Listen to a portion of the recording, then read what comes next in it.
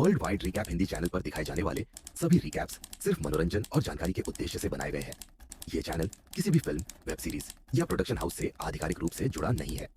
सभी वीडियो में उपयोग की गई सामग्री का कॉपीराइट उनके संबंधित मालिकों के पास है। हमारा उद्देश्य केवल दर्शकों को कहानियों का आनंद देना है। कृपया ओरिजिनल कंटेंट का समर्थन करें और ऑफिशियल प्लेटफॉर्म्स पर ही फिल्में और वेब सीरीज देखें। धन्यवाद। एक बहुत गहरे गड्ढे के अंदर एक आदमी उठता है और खुद को बहुत उलझन में महसूस करता है। उसे याद नहीं है कि वो कौन है या वह यहाँ कैसे आया। अपनी हड्डियाँ चटकाने के बाद वह अपनी जेबें टटोलता है और एक लाइटर और कुछ कीस पाता है। जब वह लाइटर जलाता है तो उसे अपने हाथ पर एक चोट नजर आती है। फिर वह चारों ओर देखता है और ये देखकर चौंक जाता है कि उसके आसपास सैकड़ों मरे हुए शरीर पड़े हैं। ये भयानक दृश्य देखकर वह उल्टी कर देता है। तभी लाइट पिंक पूरे इलाके को रोशन करती है और वह ऊपर से किसी ब्राउन आइज को उसे देखता हुआ पाता है। वह महिला जल्दी से गायब हो जाती है और आदमी मदद के लिए चिल्लाना शुरू कर देता है। जैसे ही वह किनारे की ओर बढ़ता है उसका पैर एक गन पर पड़ता है। उसी समय ब्राउन आइज वापस आती है और एक लंबी रस्सी फेंकती है ताकि वह गड्ढे से बाहर चल सके। आदमी जल्दी से बाहर निकलता है और आसपास का इलाका खंगालने लगता है। उसे एक घर मिलता है जिसकी लाइट्स चालू है। अंदर से लोगों की बातें सुनाई देती हैं, जो इस बारे में चर्चा कर रहे हैं कि उसे मदद करनी चाहिए या नहीं, क्योंकि वो खतरनाक हो सकता है। आदमी गन लेकर कमरे में घुस जाता है और लूकस अपनी शॉटगन उस पर तान देता है। जब आदमी उस पर हत्यारा होने का आरोप लगाता है तो लूकस भी उसे वही बात कहता है। आदमी समझाता है कि उसे कुछ याद नहीं है और ब्राउन आइज ने उसकी मदद की, इसलिए वह जानना चाहता है कि क्यों। तभी बातचीत रुक जाती है जब नेथन दर्द से चिल्लाते हुए जमीन पर गिर पड़ता है और तड़पने लगता है। शारन उसके पास दौड़ती है और उसे शांत करने के लिए पानी देती है। आदमी पूछता है कि ये सभी लोग कौन हैं। शारन बताती है कि किसी को याद नहीं है कि वे कौन है या यहाँ कैसे पहुँचे। वे केवल अपने नाम जानते हैं क्योंकि उनके पास आइडियाज हैं, जिन्हें माइकल मेज पर रख देता है। दुर्भाग्य से मुख्य आदमी या ब्राउन आइज के पास कोई नहीं है। कुछ लोगों के पास कीज हैं, लेकिन उन्होंने घर के पास कोई वाहन नहीं देखा है। वहाँ कोई फोन या कंप्यूटर भी नहीं है। आदमी देखता है कि ब्राउन आइज कुछ चीजें चीनी भाषा में लिख रही है, लेकिन चूंकि कोई इसे समझ नहीं पाता, वह उस पर चिल्लाकर सवाल पूछने लगता है। बाकी लोग उसे रोकते हैं और बताते हैं कि ब्राउन आइज गूंगी है और अंग्रेजी नहीं बोलती, हालांकि उन्हें लगता है कि वह उन्हें जानती है। सभी लोग आधे घंटे पहले घर के अंदर जागे थे और वह पहले से वहाँ मौजूद थी। लूकस को लगता है कि मुख्य आदमी के साथ कुछ गड़बड़ है क्योंकि वह गड्ढे में जागा, जबकि बाकी लोग एक साथ जागे। वह कहता है कि उसे उस पर भरोसा नहीं है। शारन एक बंद दरवाजा पाती है और अपनी कीज का इस्तेमाल करने की कोशिश करती है, लेकिन दरवाजा नहीं खुलता। लूकस इधर उधर देखता है और अपने शरीर पर चोट के निशान देखता है। ब्राउन आइज इशारों से इसे समझाने की कोशिश करती है, लेकिन लूकस समझ नहीं पाता। एक पेंट्री के अंदर मुख्य आदमी एक कैलेंडर पाता है जिसमें अप्रैल 5 को घेरा गया है। वह ब्राउन आइज को बुलाकर पूछता है कि क्या उसने ये किया। वह सिर हिलाकर हाँ करती है और फिर इशारों में समझाने की कोशिश करती है, लेकिन बात नहीं बनती। फिर माइकल सबको बुलाता है और दिखाता है कि उसने एक अलमारी भरी हुई वेपन्स के साथ ढूंढी है। वह आसानी से एक गन लोड कर लेता है और नेथन अनुमान लगाता है कि वह शायद एक कॉप है। आदमी कहता है कि सभी को आम होना चाहिए और इलाके की जांच करनी चाहिए, लेकिन लूकस उन्हें सुबह तक इंतजार करने के लिए मना लेता है। कुछ देर बाद मुख्य आदमी अपनी चोट का इलाज करता है और खुद की एक छोटी सी मेमोरी को देखता है। जब वह शावर खत्म करता है तो उससे बाकी लोगों की आवाजें सुनाई देती हैं कि ब्राउन आइज भाग गई है। लूकस, शारन और वह आदमी उसे ढूंढने जंगल की ओर जाते हैं। चलते चलते शारन इशारा करती है कि वे किसी शहर के पास नहीं है क्योंकि आसमान में तारे बहुत चमक रहे हैं। चलते हुए मुख्य आदमी को एक मेमोरी दिखती है जिसमें वह एक ऐसे शरीर को घसीट रहा है जिसके पास सीहोर्स टैटू है, लेकिन वह किसी को कुछ नहीं बताता। एक भयानक गंध का पीछा करते हुए वे एक पेड़ से रस्सियों और तारों से बंधे हुए एक मृत व्यक्ति को खोजते हैं। दूसरी तरफ घर में नेथन कुछ बुक्स पाता है जो लैटिन में है और उसे एहसास होता है कि वह उन्हें पढ़ सकता है। वह समझता है कि ये मेडिकल और बायोलॉजिकल रेफरेंस बुक्स हैं। माइकल हथियारों से छेड़छाड़ करता रहता है और कहता है कि उसका शरीर उन्हें इस्तेमाल करना जानता है। जब नेथन को एक फ्रेंच में लिखी बुक मिलती है और वह उसे भी समझ लेता है, तो माइकल सोचता है कि यह नेथन का घर हो सकता है। जंगल में तीनों अपनी खोज जारी रखते हैं और एक पुरानी झोपड़ी ढूंढते हैं। अंदर उन्हें ब्राउन आइज एक बंधी हुई औरत को खाना खिलाते हुए मिलती है। जब वह औरत मुख्य आदमी को देखती है तो पहले वह छिप जाती है और कहती है, तुमने मुझे इस्तेमाल किया। फिर वह घबरा जाती है और उस पर हमला करने की कोशिश करती है। अपनी बेटी के बारे में चिल्लाते हुए लूकस छत पर एक कैमरा देखता है जिसकी लाइट चालू है, यानी कोई उन्हें देख रहा है। जब समूह घर वापस आता है तो मुख्य आदमी कुछ की से एक रहस्यमय दरवाजा खोलने की कोशिश करता है, लेकिन असफल रहता है। नेथन उससे लैटिन में बात करता है और वह भी उसी भाषा में जवाब देकर खुद को चौंका देता है। नेथन को लगता है कि उसकी और शारन की इस आदमी से कोई कनेक्शन है, वह उसे जॉन को बुलाने का फैसला करता है। अगले दिन समूह गाड़ियाँ खोजने बाहर जाता है। माइकल कहता है कि उसे साथ चलना चाहिए क्योंकि वह सबसे अच्छा शूटर है। इसे साबित करने के लिए वह एक मग उछालता है और उसे हवा में शूट कर देता है, लेकिन लूकस उसे घर पर पहरा देने के लिए कहता है। उनके जाने के बाद एक निराश माइकल ब्राउन आइज से कहता है कि समूह की रक्षा करना शायद उसकी जिम्मेदारी है। तभी दूर से एक चीख सुनाई देती है। वह ब्राउन आइज को घर के अंदर भेजता है और खुद जांचने निकलता है। वहाँ एक आदमी मदद के लिए चिल्ला रहा होता है क्योंकि वह कांटेदार तार में फंसा हुआ है। जब माइकल उसकी मदद के लिए पास जाता है तो वह आदमी तार को माइकल की गर्दन पर लपेटकर उसका गला घोंटने लगता है। माइकल सांस लेने के लिए संघर्ष करता है और वह आदमी उसे लकड़ी के टुकड़े से बार बार मारता है। इस बीच समूह अपनी खोज जारी रखता है और फिर से उस लाश को देखता है, यह मानते हुए कि यह शायद एक चेतावनी हो सकती है। नेथन पत्थर फेंक रहा होता है और वे सुनते हैं कि एक पत्थर किसी धातु से टकराया। वे उस आवाज का पीछा करते हैं और 2 गाड़ियाँ पाते हैं जो लकड़ियों और कांटेदार तार के नीचे छिपी होती हैं। कई प्रयासों के बाद शारन एक गाड़ी को स्टार्ट कर लेती है। इसमें ज्यादा गैस नहीं है, लेकिन वे इसे चलाने का विचार करते हैं। उसी समय लूकस एक तस्वीर पाता है जिसमें समूह के सभी सदस्य होते हैं सिवाय जॉन के। जॉन कहता है कि हो सकता है वह तस्वीर खींचने वाला हो। लूकस उन्हें याद दिलाता है कि वे कहीं भी पास में नहीं है, इसलिए अगर वे गाड़ी चलाकर निकलते हैं तो गैस खत्म हो सकती है। दूसरी गाड़ी की बैटरी खराब होने के कारण वे लौटने का फैसला करते हैं। लौटते समय वे ब्राउन आइज से मिलते हैं जो तुरंत उन्हें माइकल के पास ले जाती है। समूह उसे बचाने की कोशिश करता है, लेकिन दुर्भाग्य से माइकल की मौत हो जाती है। वहीं फंसा हुआ आदमी चिल्लाने लगता है, इसलिए जॉन उसे गोली मार देता है। इससे जॉन को एक मेमोरी दिखती है जिसमें वह एक महिला का सिर दीवार पर पटकता है और उसका शरीर घसीटता है। ब्राउन आइज इस पर टूट जाती है और जॉन नेथन की कीज लेकर शारन के साथ निकल जाता है। वे गाड़ी को धक्का देकर स्टॉप करते हैं और सड़क पर निकल पड़ते हैं। आखिरकार वे एक छोड़ी हुई इमारत तक पहुंचते हैं जिसकी दीवार पर एक नंबर लिखा होता है और गैराज में एक ट्रक खड़ा होता है। शारन जब शीशे में खुद को देख रही होती है तो वह बैकग्राउंड में एक बच्चे को दौड़ते हुए देखती है। वे तुरंत उसे ढूंढने लगते हैं और उसकी आवाज इमारत के अंदर से सुनते हैं, लेकिन मुख्य दरवाजा बंद होता है। जब जॉन सवाल पूछता है तो बच्चा उसे जोना कहकर जाने के लिए कहता है क्योंकि वे कल आ रहे हैं।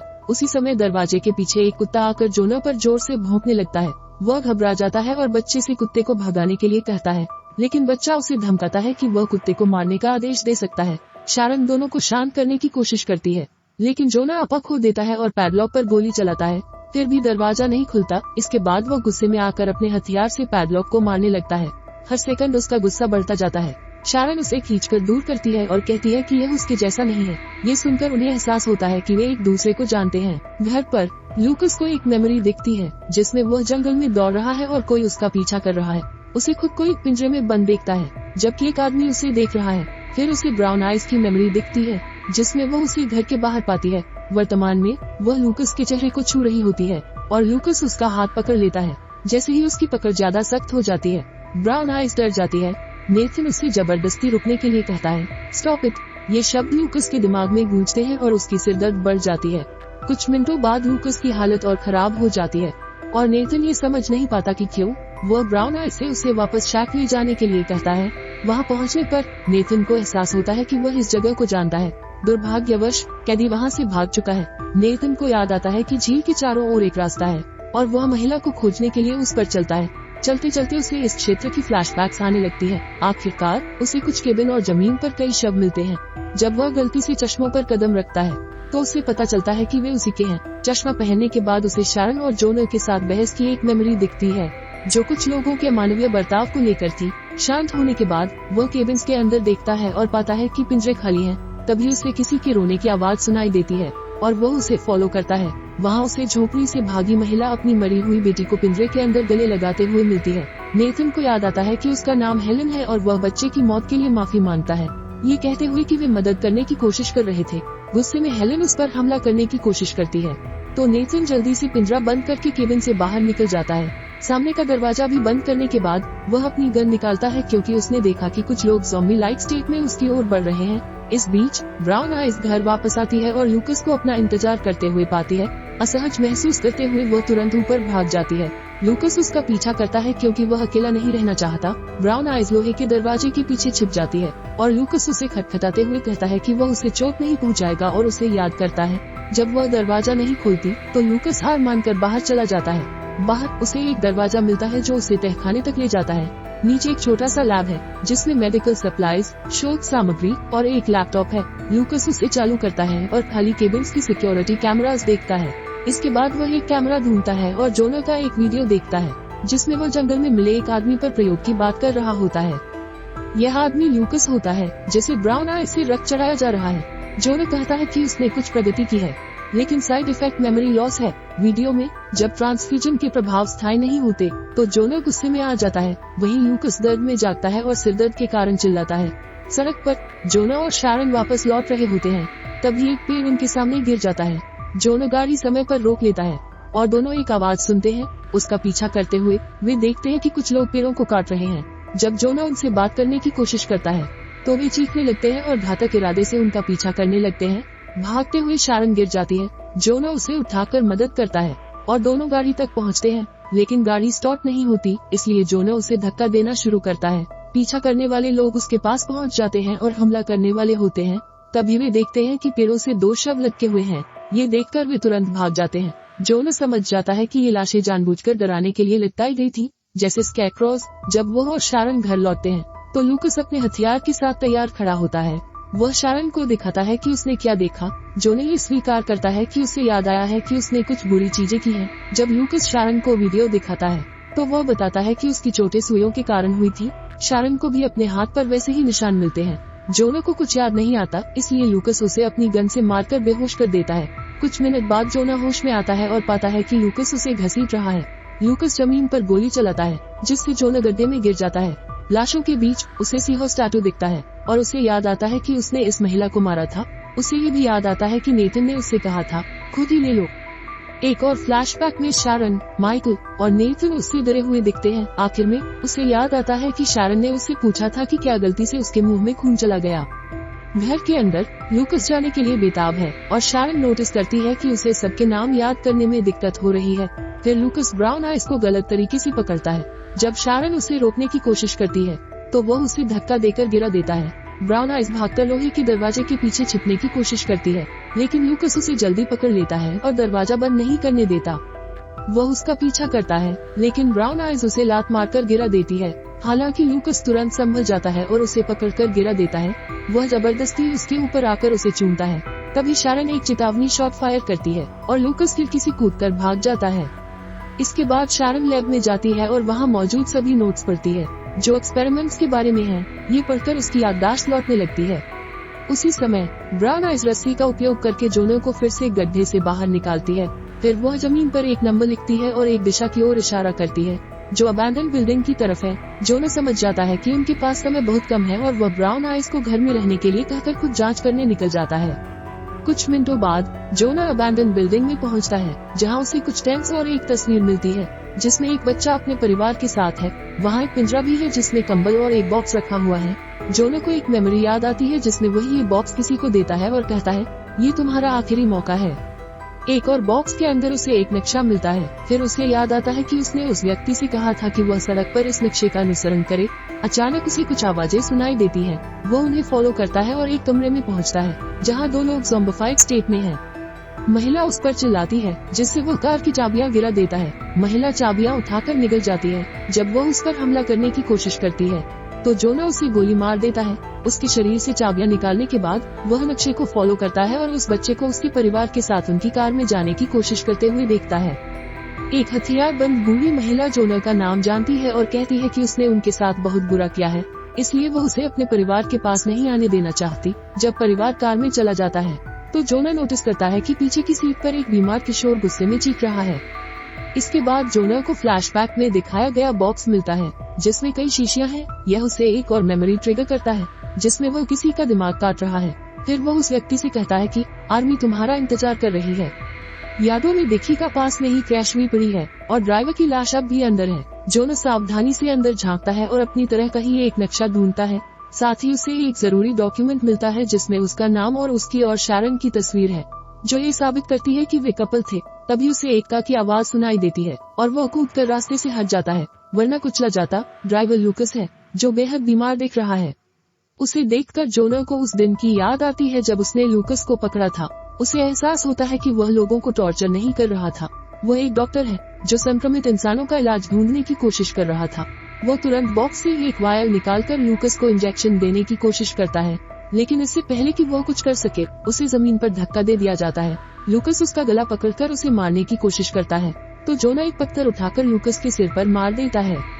जैसे ही लूकस उसकी बाहों में दम तोड़ता है, जोना की बाकी यादें भी लौट आती हैं। जोना शारन, माइकल और नेथन के साथ काम कर रहा था। लूकस उनका पहला सफल इलाज किया गया व्यक्ति था जिसने इस कामयाबी के लिए उन्हें धन्यवाद दिया था।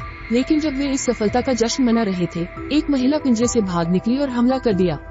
जोना ने अपनी रक्षा करते हुए ज़ॉम्बी को मार डाला और इसके लिए नेथन को दोषी ठहराया कि उसने पिंजरे को अच्छे से बंद नहीं किया था। नेथन ने दावा किया कि यह उसकी गलती नहीं थी और जोना से कहा कि वो खुद लाश को गड्ढे में फेंक दे। जब जोना ऐसा कर रहा था, बाकी लोग रेडियो पर उससे संपर्क करते हैं और बताते हैं कि सभी ज़ॉम्बीज़ पिंजरों से बाहर निकल गए हैं और काबू से बाहर हैं। जोना ने उन्हें खुद को बचाने के लिए क्यों का इंजेक्शन लगाने को कहा, जो उनकी याददाश्त के खोने का कारण बना। उसी वक्त जोना पर एक ज़ॉम्बी ने हमला कर दिया, जिसने उसके हाथ को काट लिया और उसे गड्ढे में धकेल दिया। जोना ने खुद को भी इंजेक्शन लगाया और बेहोश हो गया। वर्तमान में नेथन घर लौटता है और शारन को गले लगाता है क्योंकि अब उन्हें याद आ गया है कि वे भाई बहन हैं। तभी 2 ज़ॉम्बीज़ दरवाजे पर आकर कांच तोड़ने लगते हैं, लेकिन शारन तुरंत उन्हें गोली मार देती है। फिर वे फर्नीचर के पीछे छिप जाते हैं क्योंकि बाहर से चीखने चिल्लाने की आवाजें लगातार बढ़ रही हैं और ज़ॉम्बीज़ आने लगे हैं, जिसका मतलब है कि स्कैरक्रोज़ अब काम नहीं कर रहे। नेथन और शारन हर उस प्राणी पर गोली चलाते हैं जो दरवाजे के पास आता है, लेकिन जल्द ही उनकी सारी गोलियां खत्म हो जाती हैं। सारी उम्मीदें खोने पर शारन जोना के लिए एक नोट लिखती है, जिसमें वो बताती है कि वे डॉक्टर है जो ज़ॉम्बी वायरस का इलाज ढूंढ रहे हैं और ब्राउन आइज की है क्योंकि वह इम्यून है। छुपे हुए कमरे में ब्राउन आइज सभी चीखों से डरी हुई है। तभी वे एक हेलीकॉप्टर की आवाज सुनते हैं और सभी ज़ॉम्बीज़ को कुछ सेकंड में मार दिया जाता है। इससे नेथन को याद आता है कि आज 3 तारीख है, यानी रेस्क्यू पार्टी आने वाला था। वह मदद के लिए चिल्लाते हुए बाहर दौड़ता है, लेकिन सैनिक उसे घेर लेते हैं और उसे गोली मार देते हैं। उसी वक्त जोना वहां पहुंचता है और नेथन की मौत देखकर दहल जाता है। फिर वो पास में छिपी शारन को देखता है और उसके पास दौड़ता है। वे भागने की कोशिश करते हैं, लेकिन तभी एक ज़ॉम्बी पीछे से आता है और शारन को घायल कर देता है। जोना तुरंत उस प्राणी को गोली मार देता है, लेकिन गोली की आवाज सैनिकों का ध्यान खींच लेती है।